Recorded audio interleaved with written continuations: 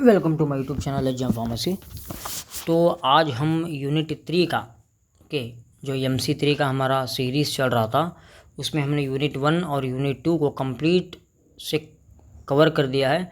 ठीक है, और नोट्स भी जो है ना यूनिट 1 और यूनिट 2 के ऑलरेडी उन्हीं वीडियो के डिस्क्रिप्शन के अंदर आपको बेझिझक मिल जाएंगे। चलिए आज इस वीडियो के अंदर यूनिट 3 स्टार्ट करते हैं। इसके अंदर हम एंटी ट्यूबरकुलर एजेंट्स के बारे में डिस्कस करेंगे जो कि वेरी वेरी वेरी इंपॉर्टेंट है आपके एग्जामिनेशन के लिए। सबसे पहले हम बात करते हैं गाइस, ये एंटी ट्यूबरकुलर एजेंट्स होते क्या है। ओके, वो भी उसके बारे में डिस्कस करेंगे। देन ये एक्चुअली ये टीबी है क्या। ओके, ये ट्यूबरकुलोस ये है क्या है, किस प्रकार की इन्फेक्शन है, इसको भी हम डिस्कस करेंगे। और इधर जो है ना ब्लैंक मतलब एकदम ऊपर से क्लासिफिकेशन इन्होंने दिया है, हमने first line, second line, third line, इस तरीके से एक सिस्टमेटिक वे के अंदर हम जो डिस्कस करने वाले हैं। चलिए फिर वीडियो को स्टार्ट करते हैं। तो इंट्रोडक्शन देखिए guys, tuberculosis is a chronic granulomatous disease caused by Mycobacterium tuberculosis which most commonly affects the lungs. ठीक है, ये जो हमारा ट्यूबरकुलोसिस है ना, ये क्रोनिक डिसीज़ है जो माइकोबैक्टीरियम ट्यूबरकुलोसिस बैक्टीरिया से फैलता है। और ये जो है ना 90% लंग्स को इफेक्ट करता है। Mycobacterium tuberculosis organisms are also called tubercle bacilli, a major health problem in developing countries. Okay, और जो है ना 3.1 billion is infected with mycobacterium tuberculosis. अब तक जो है ना 3.1 बिलियन मतलब half of the world population जो है ना इस ट्यूबरकुलोसिस से इफेक्टेड है।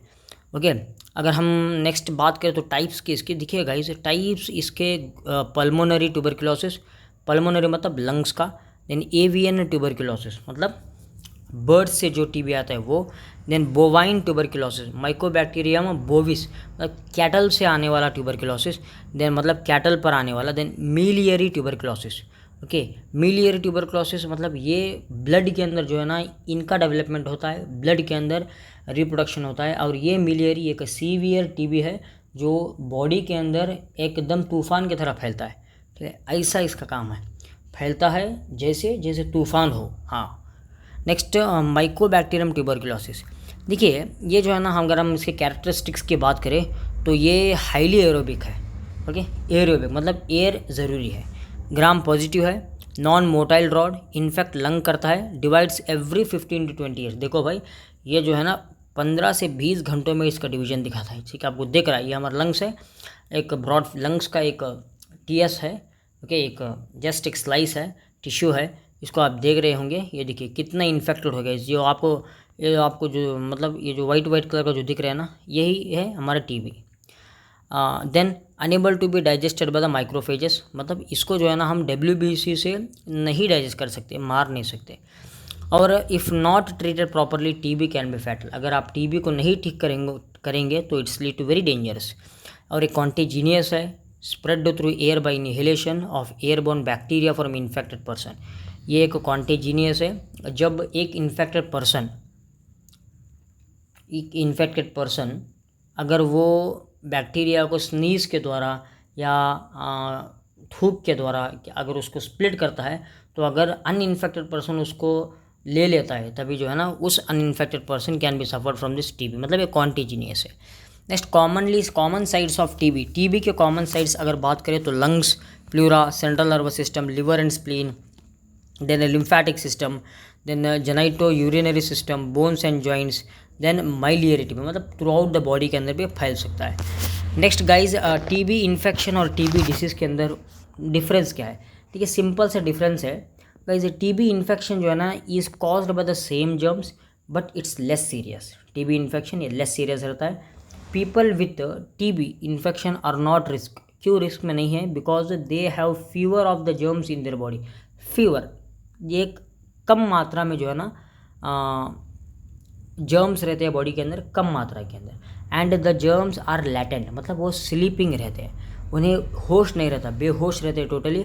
People with TB infection are not contagious. हाँ, जो इंसान जो टीबी से अगर उसे ऑलरेडी टीबी है मतलब बैक्टीरिया अंदर है, ठीक है, तो अगर इन्फेक्शन रहा तो कोई दिक्कत नहीं, कोई दिक्कत नहीं, क्योंकि देखिए ये कॉन्टेजिनियस भी नहीं है और इसका इम्पॉर्टेंट ये है, ये स्लीपिंग मतलब सोते रहते हैं। हाँ, अगर एक और बात से अगर हम टीबी डिसीज़ की बात करें तो वो एकदम एक्टिव रहते हैं। टीबी जो है ना ये एक्टिव रहते हैं बॉडी के अंदर, और इनका फैलना बहुत ही मतलब तेज़ी से रहता है, जैसे एकदम बाढ़ आता है उस तरीके से इनका फैलना रहता है गाइस। और ये जो है ना, if it's not treated TB disease can cause serious disability and even death भी होने के चांसेस है अगर टीबी को सही इलाज नहीं दे सके सही समय पर। नेक्स्ट बात करते हैं guys first line drugs treatment के बारे में। देखिए फर्स्ट लाइन ड्रग्स, ये drugs high anti tubercular efficacy है एंड वेल लो टॉक्सिसिटी। इनका टॉक्सिक नेचर भी कम है और इनका एफिकेसी एकदम स्टैंडर्ड एफिकेसी है। रिफामेसिन, आइसोनियाजिड, पायराजिनामाइड, इथैम्बुटॉल और स्ट्रेप्टोमाइसिन, ये 5 हमारे important first line anti tubercular drugs हैं जो आप आसानी से RIPES राइप्स में याद रख सकते हो। Next second line fluoroquinolones, amikacin, cycloserine, ethionamide, para amino salicylic acid, then capreomycin. Third हमारा न्यूअर ड्रग्स जो न्यूली लॉन्च है मार्केट के अंदर, that is ciprofloxacin, ofloxacin, clarithromycin, azithromycin and rifabutin. मतलब ये ओल्ड ड्रग्स ही है टीबी के लिए, टीबी को ट्रीट करने के लिए ये न्यू ड्रग्स है, ठीक है, समझ रहे हो ना आप। हाँ, और स्पेशली हम जो है ना आइसोनियाजाइड और पैरा अमीनो सैलिसिलिक एसिड, इनका पर्टिकुलर हम मतलब डीप के अंदर देखेंगे कि सबका मैकेनिज्म अलग अलग है इधर, आप उसको एक बहुत ही इंपॉर्टेंट तरीके से याद रखना है। तो सबसे पहले स्टार्ट करते हैं आइसोनियाजाइड। ओके, इसका सिनोनिम है INH। क्या है? INH। देखिए आइसोनियाजाइड इट इज़ अ ट्यूबरक्यूलोसाइडल, मतलब ट्यूबरक्यूलोसाइडल मतलब ये डायरेक्ट क्या करता है, टीबी बैक्टीरिया को किल करता है, इनहिबिट नहीं करता, टोटली किल कर देता है। ये आपको स्ट्रक्चर दिख रहा होगा, ठीक है, ये है स्ट्रक्चर हमारा आइसोनियाजाइड। ये आपको दिख रहा है बेंजीन रिंग के साथ, मतलब एक हेटेरो एटम है दैट इज़ नाइट्रोजन, ठीक है, उसके साथ में जो है ना ये NH2 NH और C डबल बॉन्ड हो ये लगा हुआ है, समझ रहे हो ना। Yes, first line medication in prevention and treatment of tuberculosis. Isoniazid is available in tablet, syrups, injection forms जो IM रूट्स या IV रूट के द्वारा हम इंजेक्शन को दे सकते हैं, और bacteriostatic at low concentration and bacteriocidal at high concentration. Low concentration के अंदर ये आइसोनियाजाइड बैक्टीरियोस्टैटिक की तरह काम करता है और हाई कॉन्सेंट्रेशन के अंदर इसको बैक्टीरियोसाइडल की तरह काम करता है। Specially against actively growing bacteria के अंदर ये सुपीरियर है। चलिए मैकेनिज्म ऑफ एक्शन की अगर बात करें, देखिए गाइस ये करते क्या है, मतलब ये आइसोनियाजाइड इनका काम क्या है, ये इनहिबिट करते हैं biosynthesis of the mycolic acid. Mycolic acid जो है ना ये सेल वॉल है किसका, बैक्टीरिया का, दैट इज़ टीबी का ये सेल वॉल है। इस सेल वॉल को मतलब माइकोलिक एसिड को ये करते क्या है, इनहिबिट कर देते हैं, सिंथेसाइज करने के लिए नहीं देते। अगर सिंथेसाइज नहीं होगा तो प्रॉपर माइकोबैक्टीरियम ट्यूबरकुलर फॉर्म नहीं होगा, क्योंकि इसलिए उसका डेथ हो जाएगा, ठीक है। नेक्स्ट बात करते हैं adverse effects, loss of appetite, nausea, vomiting, then peripheral neuropathy, fever, skin rashes, ये सभी जो है ना गैस्ट्रो इंटेस्टिनल डिस्टर्बेंस, साइकोसिस, ये सभी जो है ना ये हमारे साइड इफेक्ट्स है। यूजर्स देखिए it is use to treat the tuberculosis दे सकते। सिंथेसाइज देखिए, सिंथेसाइज बहुत सिंपल है। देन 4-मेथाइलपाइरिडिन जब ऑक्सीडेशन किया जाता है तभी हमको आइसोनिकोटिनिक एसिड एक प्रोडक्ट आता है, ठीक है। जब उसको आइसोनिकोटिनिक एसिड व्हेन ट्रीटेड विद हाइड्रोजाइन तब जाकर हम ना आइसोनियाजाइड मिलता है। क्या मिलता है? आइसोनियाजाइड, जो हमारा रिक्वायर्ड प्रोडक्ट है। Next is a pyrazinamide. देखिए पायराजिनामाइड केमिकली सिमिलर है INH को, ठीक है, बस इसमें होता क्या है, 2 हमको जो है ना 2 नाइट्रोजन मिलते हैं, ठीक है, उधर 1 इधर 2। Then it is a weekly tuberculocidal, मतलब ये ट्यूबरकुलोसाइडल ये टोटली बैक्टीरिया को किल नहीं करता, इनहिबिट करता है। More active in acidic medium and it is a pro drug and converted into pyrazinoic acid in the body. Actually ये हमारा प्रो ड्रग है पायराजिनामाइड। जब ये बॉडी के अंदर जाता है, जब एंजाइम के साथ रिएक्ट करता है तभी जो है ना पायराजिनोइक एसिड में कन्वर्ट हो जाता है। Mechanism of action, it inhibits mycolic acid by interfering with the different fatty acid synthetase encoding gene, कि ये भी जो है ना माइकोलिक एसिड को सिंथेसाइज करने में इनहिबिट कर देता है। एडवर्स इफेक्ट्स आपको सेम लिख देना है। Next is इथैम्बुटाल। इथैम्बुटल का आप स्ट्रक्चर देख रहे होगे गाइस, ये है हमारा इथैम्बुटल का स्ट्रक्चर। बस स्ट्रक्चर आपको सिंपल याद रखना है। देखिए इधर ऐसा स्ट्रक्चर है, इधर ऐसा स्ट्रक्चर, ये स्ट्रक्चर आपको याद रखिए, बीच में CH3 और NH लगाना है आपको, उतना ही। मैकेनिज्म ऑफ एक्शन अब ये करते क्या है गाइस, और एक बात, इसका यूजेस जो है ना ये है ट्यूबरक्यूलोस्टैटिक, मतलब ये इनहिबिट करते हैं। इनहिबिट मतलब ये जो है ना किल नहीं करते, स्टॉप करते डेवलपमेंट ऑफ द बैक्टीरिया को। और एक्चुअली इसका मैकेनिज्म ऑफ एक्शन की अगर बात करें तो इनहिबिट्स आर्बिनोसिल ट्रांसफरेसिस, वो आर्बिनोसिल ट्रांसफरेसिस जो कि वेरी इंपॉर्टेंट है माइकोबैक्टीरियम सेल वॉल सिंथेसाइज के अंदर, ठीक है। वो जो हमारा TB का सेल वॉल अगर बनना है तो आर्बिनोसिल ट्रांसफरेसिस एंजाइम्स का होना ही होना है। ये करते क्या है, ये आर्बिनोसिल ट्रांसफरेसिस को इनहिबिट कर देते हैं, मतलब उनका कोई काम नहीं चलता इधर, इसलिए इथैम्बुटल एक मतलब बेस्ट ड्रग है। नेक्स्ट बात करते हैं गाइस एडवर्स इफेक्ट, तो सेम आपको लिखना है सिंथेसाइजेस। अब सिंथेसाइज अगर चाहे तो लिख सकते हो क्योंकि ये स्टार मार्क में नहीं है, आप इसको देख लीजिए। Next para amino salicylic acid, para amino salicylic acid, तो गाइज ये एक फॉलेट सिंथेसाइज अंटागोनिस्ट है, मतलब फॉलेट को सिंथेसाइज करने नहीं देता, that is active almost exclusively against Mycobacterium tuberculosis. And जो है ना ये एक सिंथेटिक सेकेंड लाइन एजेंट है, और इसको अगर आपको एक्टिविटी ज़्यादा दिखाना है, बेहतर दिखाना है, तो इसको स्ट्रेप्टोमाइसिन के साथ विथ आइसोनियाजाइड के साथ ट्रीट करके दे सकते हैं हम for the long days of the treatment. PAS के सिंथेसाइज की अगर बात करें तो salicylic acid made to react with the HNO3 that is nitric acid, तब जाकर हमें 2-हाइड्रोक्सी-4 नाइट्रोबेंजोइक एसिड प्रोडक्ट मिलता है, that upon Fa on HCl para amino salicylic acid, जो PAS हम कह सकते हैं। नेक्स्ट इथोनामाइड, ये भी एक सेकेंड लाइन TB ड्रग है, आपको स्ट्रक्चर दिख रहा होगा गाइस, सेम ये जो है लिंक्ड है, जैसे कि आप इसमें देखे थे आइसोनियाजाइड में, इधर भी देखिए एक नाइट्रोजन वाला एक बेंजीन है और एक NH3 अटैच है, मतलब इथाइल ग्रुप है, और C डबल बॉन्ड S और NH2 है, ठीक है। हाँ ये जो है ना then it contains ethyl group at second position, ये फर्स्ट हो गया हमारा, ये सेकेंड पोजीशन के अंदर इथाइल ग्रुप अटैच हुआ है हमारा। और इसका मैकेनिज्म ऑफ एक्शन की बात करें तो ये भी जो है ना माइकोलिक एसिड सिंथेसाइज को इनहिबिट करता है, और ये लेप्रोसी के ट्रीटमेंट के अंदर भी इसको इस्तेमाल किया जा सकता है, लेप्रोसी के ट्रीटमेंट के अंदर। Then it is use to treat the tuberculosis, और इसको जो है ना कॉम्बिनेशन के साथ देना है, एफिकेसी अगर बढ़ाना है तो आपको इसको सिंगल मतलब अकेले अगर देंगे तो उसका एफिकेसी या उसका इतना काम नहीं रहेगा। Then rifampicin, guys rifampicin are group of macrocyclic antibiotics, okay, जो स्ट्रेप्टोमाइसिस से आए जाते हैं। अगर इनका स्ट्रक्चर की बात करें तो ये कॉम्प्लेक्स स्ट्रक्चर है हमारा रिफाम्पिसिन का, ठीक है। अब ये इनका मैकेनिज्म ऑफ एक्शन बहुत ही सिंपल है, जैसे कि हमने एंटीबायोटिक को देखा था, ओके, वो एंटीबायोटिक हमारे पेनिसिलिन एंटीबायोटिक में वो करते क्या है, RNA ट्रांसफरेसिस को इनहिबिट करते हैं, ओके, मतलब मैसेंजर mRNA को इनहिबिट कर देते हैं। अगर मैसेज ही नहीं ट्रांसपोर्ट होगा तो सेल वॉल कैसे सिंथेसाइज होगा, यही बताते हैं इधर। The first line antibiotic drug rifampicin interfere with the RNA transcription in the Mycobacterium tuberculosis. Rifampicin binds to beta subunit of the DNA dependent RNA polymerase enzyme complex and inhibit transcription of messenger RNA, okay.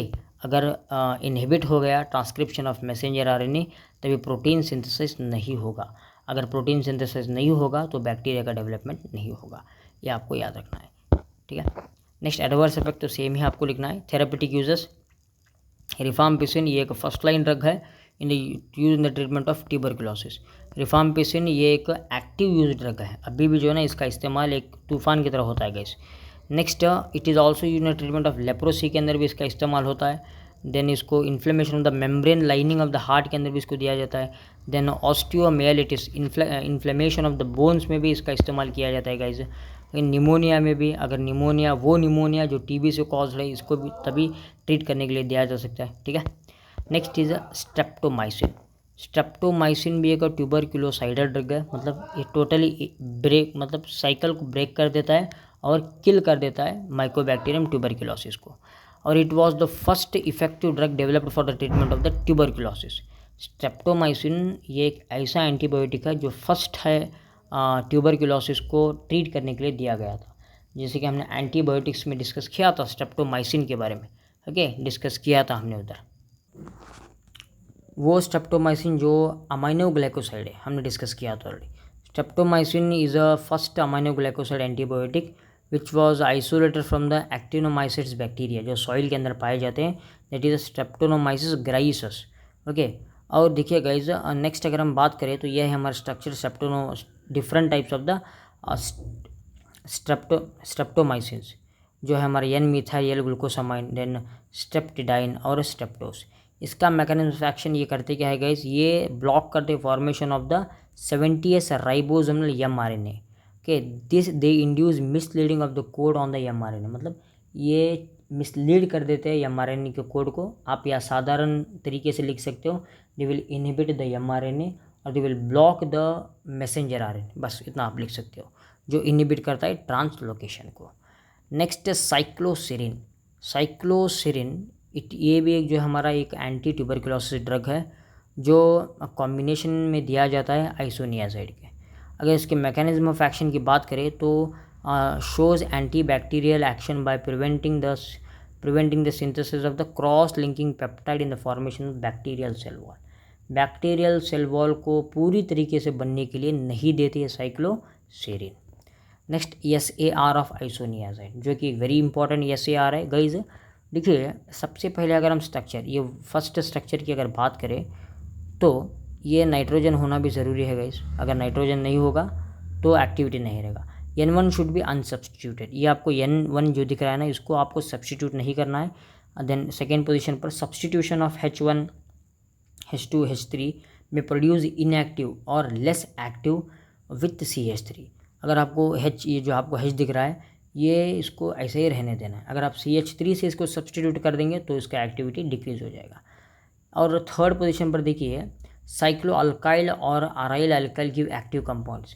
इधर अगर cyclic alkyl होगा या aryl alkyl होगा तभी activity जो है ना एक बेहतर एक्टिविटी देगा। नेक्स्ट बात करते हैं carbohydrazine should be at 4th position, मतलब ये फर्स्ट, ये सेकेंड, ये थर्ड और फोर्थ, ये पूरा हो गया हमारा कार्बोहाइड्रोजाइन। ये कार्बोहाइड्रोजन 4th पोजीशन पर रहना है अगर आपको एक्टिविटी अच्छा दिखाना है। Replacement of the pyridine loss in activity, मतलब ये जो हमारा रिंग दिख रहा है ना कार्बोहाइड्रोजाइन को छोड़कर, ये जो रिंग दिख रहा है, अगर वो रिंग अगर नहीं होगी तो एक्टिविटी लॉस हो जाएगी। जो पाइरिडिन रिंग एक वेरी एसेंशियल है एक्टिविटी के लिए, पाइरिडिन रिंग वेरी एसेंशियल है।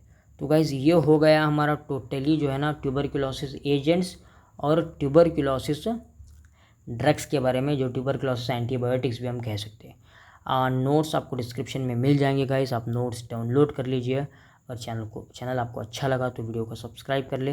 डिस्क्रिप्शन के अंदर जो है ना एक और चैनल है जिसका नाम फ़ैरोज़ रज़ा फार्मेसी एग्ज़ाम्स है, उसको भी आप सब्सक्राइब कर ले। वहाँ पर भी जो आपको important GPAT exit exam, pharmacy exam और